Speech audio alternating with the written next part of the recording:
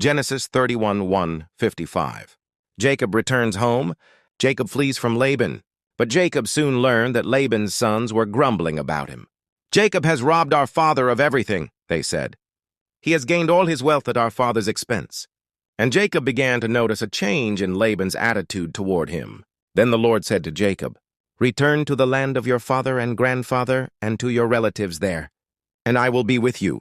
So Jacob called Rachel and Leah out to the field where he was watching his flock.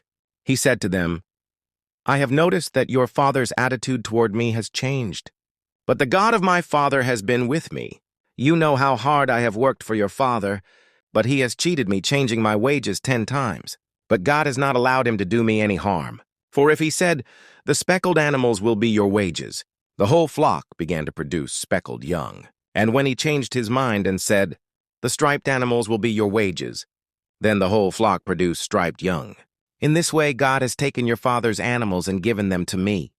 One time during the mating season, I had a dream and saw that the male goats mating with the females were streaked, speckled, and spotted. Then in my dream, the angel of God said to me, 'Jacob.' And I replied, 'Yes, here I am.' The angel said, 'Look up, and you will see that only the streaked, speckled, and spotted males are mating with the females of your flock. For I have seen how Laban has treated you. I am the God who appeared to you at Bethel, the place where you anointed the pillar of stone and made your vow to me. Now get ready and leave this country and return to the land of your birth.' Rachel and Leah responded, 'That's fine with us. We won't inherit any of our father's wealth anyway. He has reduced our rights to those of foreign women. And after he sold us, he wasted the money you paid him for us. All the wealth God has given you from our father legally belongs to us and our children. So go ahead and do whatever God has told you.' So Jacob put his wives and children on camels, and he drove all his livestock in front of him. He packed all the belongings he had acquired in Paddan Aram, and set out for the land of Canaan, where his father Isaac lived. At the time they left, Laban was some distance away, shearing his sheep. Rachel stole her father's household idols and took them with her. Jacob outwitted Laban the Aramean, for they set out secretly and never told Laban they were leaving. So Jacob took all his possessions with him and crossed the Euphrates River, heading for the hill country of Gilead. Laban pursues Jacob. 3 days later, Laban was told that Jacob had fled. So he gathered a group of his relatives and set out in hot pursuit. He caught up with Jacob 7 days later in the hill country of Gilead. But the previous night, God had appeared to Laban, the Aramean, in a dream and told him, "I'm warning you, leave Jacob alone." Laban caught up with Jacob as he was camped in the hill country of Gilead, and he set up his camp not far from Jacob's. "What do you mean by deceiving me like this?" Laban demanded. "How dare you drag my daughters away like prisoners of war? Why did you slip away secretly? Why did you deceive me? And why didn't you say you wanted to leave? I would have given you a farewell feast, with singing and music accompanied by tambourines and harps. Why didn't you let me kiss my daughters and grandchildren and tell them goodbye? You have acted very foolishly. I could destroy you. But the God of your father appeared to me last night and warned me, 'Leave Jacob alone.' I can understand your feeling that you must go, and your intense longing for your father's home. But why have you stolen my gods?" "I rushed away because I was afraid," Jacob answered. "I thought you would take your daughters from me by force. But as for your gods, see if you can find them, and let the person who has taken them die. And if you find anything else that belongs to you, identify it before all these relatives of ours, and I will give it back." But Jacob did not know that Rachel had stolen the household idols. Laban went first into Jacob's tent to search there, then into Leah's, and then the tents of the 2 servant wives, but he found nothing. Finally, he went into Rachel's tent. But Rachel had taken the household idols and hidden them in her camel saddle, and now she was sitting on them.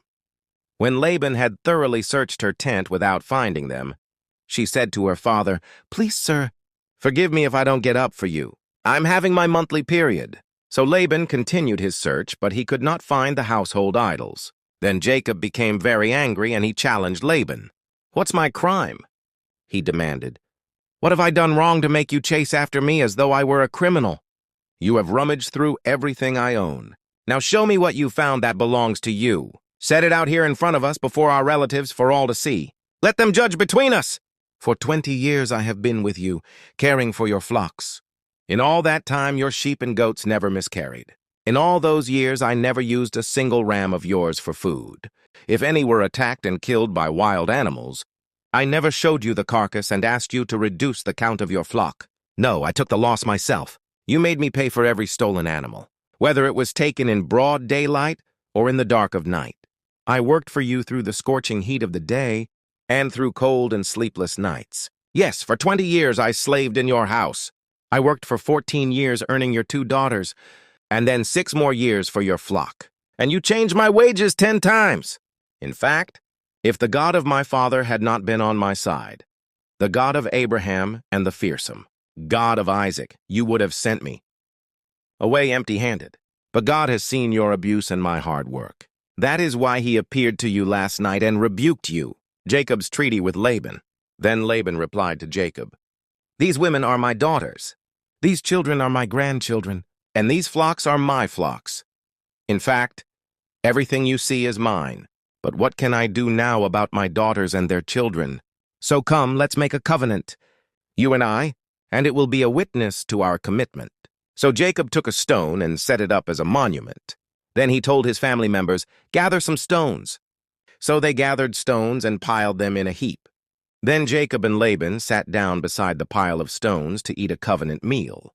To commemorate the event, Laban called the place Jegar Sahadutha, which means witness pile in Aramaic, and Jacob called it Gilead, which means witness pile in Hebrew. Then Laban declared, "This pile of stones will stand as a witness to remind us of the covenant we have made today." This explains why it was called Gilead Witness Pile. But it was also called Mizpah, which means watchtower. For Laban said, "May the Lord keep watch between us to make sure that we keep this covenant when we are out of each other's sight. If you mistreat my daughters or if you marry other wives, God will see it even if no one else does. He is a witness to this covenant between us. See this pile of stones," Laban continued, "and see this monument I have set between us. They stand between us as witnesses of our vows. I will never pass this pile of stones to harm you, and you must never pass these stones or this monument to harm me. I call on the God of our ancestors, the God of your grandfather, Abraham, and the God of my grandfather. Nahor to serve as a judge between us." So Jacob took an oath before the fearsome God of his father, Isaac, to respect the boundary line. Then Jacob offered a sacrifice to God there on the mountain and invited everyone to a covenant feast. After they had eaten, they spent the night on the mountain. Laban got up early the next morning, and he kissed his grandchildren and his daughters and blessed them. Then he left and returned home.